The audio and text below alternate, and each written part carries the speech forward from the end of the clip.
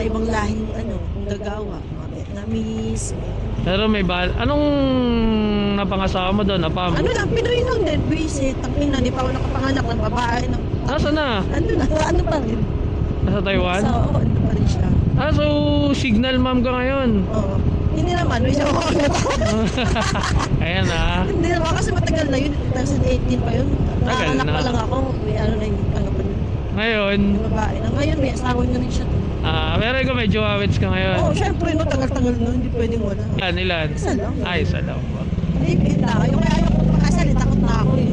Pero kasal ka sa una? Hindi rin.